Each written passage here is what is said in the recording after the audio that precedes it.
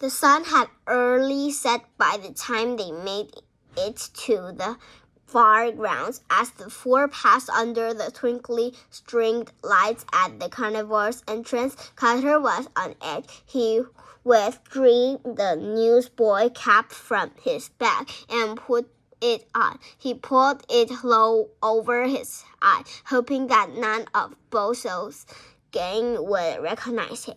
"Let's get some ride tickets," Lila said, grabbing Theo and putting him over to the ticket booth.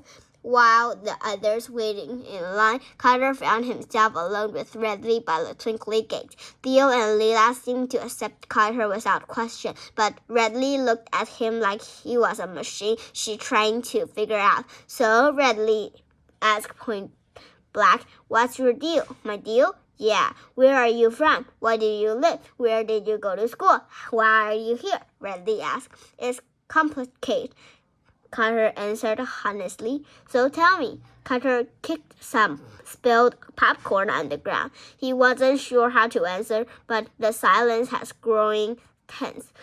"Il won't," Redley said. "I want you to know that I don't trust you. No one solid inch I vote from know you to see the secret room. Theo and Lila see the best in people. I don't. Funny how we just spent hours together and I still don't know a single thing about you. So I'll ask one last question. Why are you here?" "Here in Mineral Wells?" Carter asked, scanned by Redley, aggressive, questioning. Quickly, he lied. "My parents and I are staying at the Royal Browns Hotel." "You mean the Grand Oak Resort?" "Of course, that's what I meant," Carter answered, forcing himself to chunk. Redley's face there was throwing him off. What do you want from Lila and Theo?" Redley asked. What do you want from Mr. Vernon?" "Nothing," Carter said. "Nothing. I don't want anything from anyone. I never had." "That's not true," Redley said. "Everyone has something up their sleeves." Tons of thoughts rolled around in Carter's head.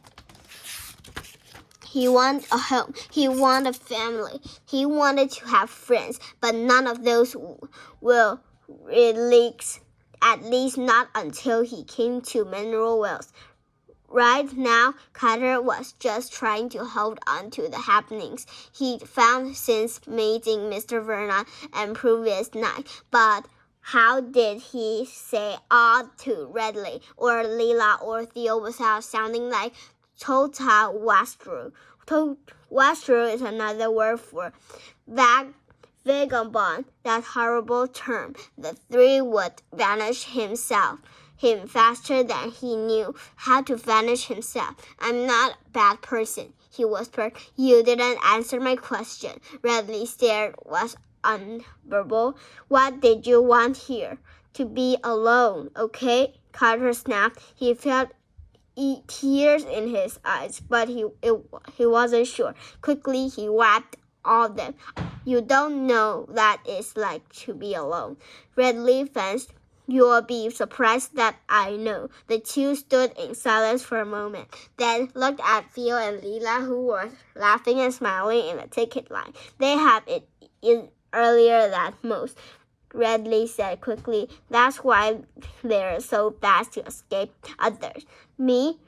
Everyone treats me like I'm different. I'm not different. Not that different. I'm just me." She softened. "I wasn't trying to be jerk to you or anything. I'm just property of my friends."